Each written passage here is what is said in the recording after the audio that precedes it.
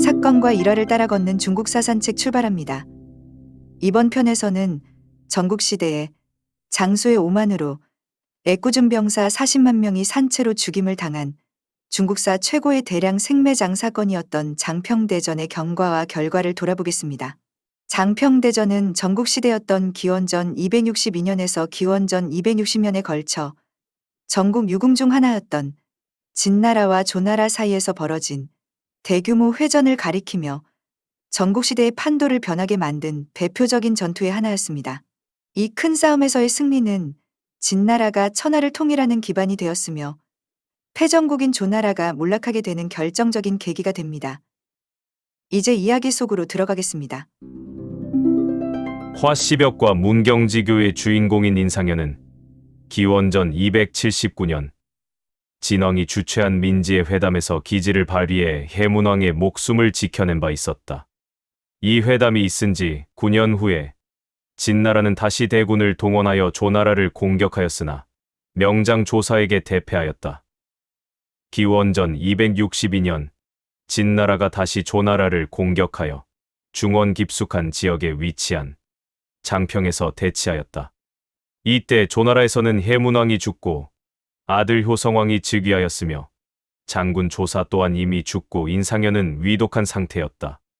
조나라는 백전노장이자 문경지교의 다른 주인공인 조연파를 장수로 하여 진나라에 대적하도록 하였는데 연파는 멀리서 원정온 진군의 약점을 간파하고 느긋하게 지키면서 진군의 사기를 꺾으려 하였다.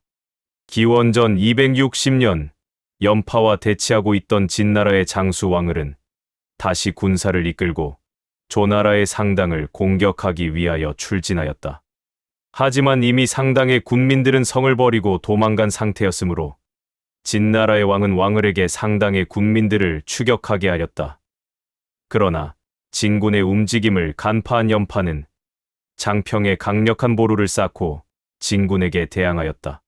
초기에 전황은 조군에게 유리하게 전개되었다. 진군은 조연파의 심리전에 밀리고 말았다. 간헐적인 전투에서 승리는 계속 거두고 있었으나 결정적인 승리는 얻지 못한 상태였다. 6월과 7월의 맹공은 진군의 승리로 끝났으나 진군은 전국 칠웅의 나머지 6국이 합종하여 쳐들어온다는 소문에 심하게 동요하고 있던 상태였다. 이대로 가면 조군이 승리할 수도 있는 상황이었다. 예상 밖의 장기전으로 진나라는 많은 군비를 소모하게 되었고 이에 다른 대책을 강구하게 되었다. 당시 양국의 조정은 나름대로 초조했다. 특히 당시 상황이 자기 나라에게 유리하게 돌아가고 있었음에도 불구하고 조나라의 효성왕은 다급했다. 방어만 하고 있는 연파가 자신의 자존심을 떨어뜨리고 있다고 믿었기 때문이었다. 또한 진나라의 입장에서도 천하통일을 목표로 하고 있는 진나라가 이 싸움에서 밀리면 나머지 6나라의 위신이 떨어지게 되며 통일을 향한 길은 더욱 험난해질 수 있었기 때문에 반드시 이겨야만 했다.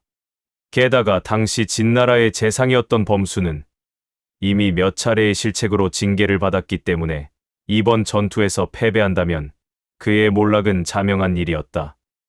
진나라는 발빠르게 움직였다. 범수는 2가지 승부수를 띄웠다.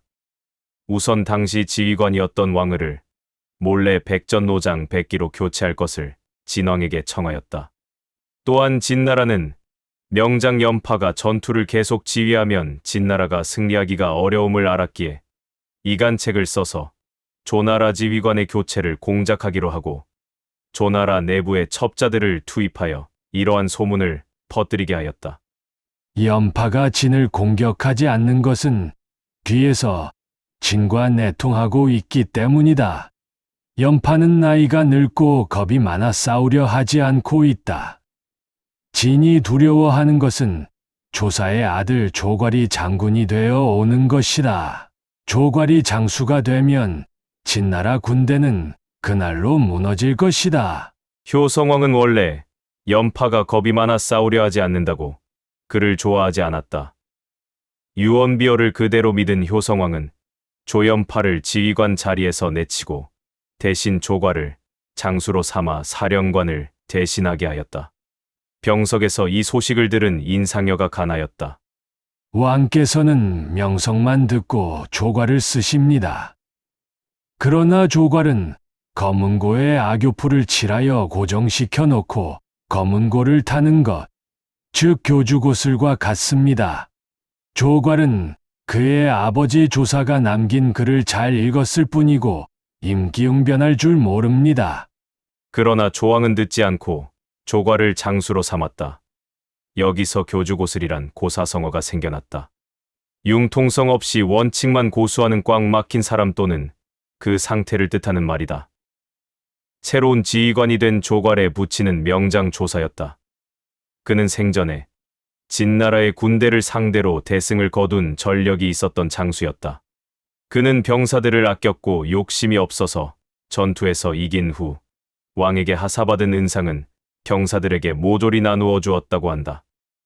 그런 조사는 생전에 정작 자기 아들을 천거하는 것은 꺼렸다.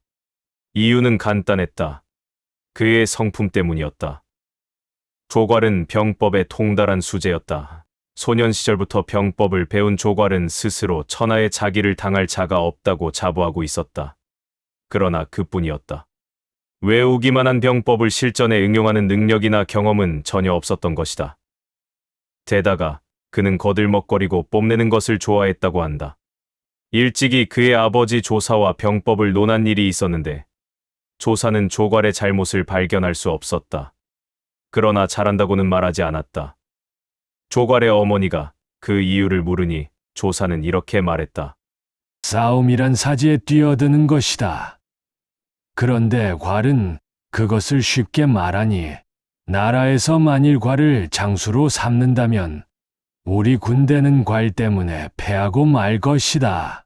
그래도 조나라의 조정에서 조괄을 지휘관으로 삼으려 하자 조괄의 어머니는 아들을 천거하면 안 된다고 왕에게 상소까지 올렸다. 왕이 그 이유를 묻자 그 어머니는 이렇게 하소연했다. 괄은 아버지와 마음 쓰는 바가 아주 다릅니다. 아버지 조사는 음식을 나누어 먹는 친구가 몇십 명이나 되고 벗으로 사귀는 사람이 몇백 명이나 됩니다. 나라에서 상금을 내리시면 그것을 모두 병사와 사대부들에게 나누어 주었으며 나라에서 명령을 받은 날에는 집안일을 묻지 않았습니다. 그런데 아들 괄은 장수가 되자 거만해졌으며 왕께서 내리신 금품과 비단은 모두 창고에 두었다가 날마다 전답을 살펴보아 그것을 사드립니다. 청컨대 괄을 장수로 삼지 마시옵소서. 그러나 왕이 이미 결정하였다고 괴념치 말라고 하자 어머니는 만일 일이 잘못되더라도 연좌시키지 말라고 아뢰고 허락을 받았다. 진왕은 조괄이 상장군이 되었다는 소문을 듣자 비밀리에 백기를 상장군으로 삼고 이 사실을 누설하면 엄벌하겠다고 명을 내렸다. 진군의 새로운 지휘관이 된 백기는 백전노장이었다. 이러한 백기에게 조괄은 애송이에 불과했다. 한편 조괄이 연파를 대신하여 상장군이 되어 장평에 부임하자 조괄은 전투 규칙을 모두 고치고 지휘하는 장군과 장교들의 보직을 변경하였으며 지금까지 취해오던 수비 위주의 작전을 공격 위주의 작전으로 바꾸었다. 그 소문을 들은 진나라의 백기는 조나라의 군대를 한 곳으로 모아 완전히 섬멸할 계획으로 장벽을 쌓고 진지를 구축했다. 조나라 군대를 이곳까지 유인하여 몰살시키자는 계책이었다. 백기는 우선 병사들을 요소요소에 매복시키고 일부러 몇 차례의 기습 공격을 감행한 후 거짓 패하여 달아났다. 조나라 군대는 진나라 군대가 패하여 달아나자 몇 번의 승리에 자만하여 계략인 줄도 모르고 진나라 군대의 뒤를 쫓아 백기가 구축해 놓은 장벽까지 추격했다. 조괄의 군대가 진나라군의 장벽을 맹렬히 공격하였으나 방비가 튼튼하여 함락되지 않았다. 이때 진나라 군대의 25,000 군사가 조나라 군대의 배후를 끊고 또 다른 5,000의 기병이 조나라 군대와 선발대의 사이를 끊어 식량 보급로를 차단하였다. 객기의 계책대로 조나라의 군대는 함정에 빠지고 만 것이다. 퇴로를 차단당한 조나라 군대는 그 자리에 진지를 구축하고 수비로 전환하여 구원군이 오기만을 기다려야 했다.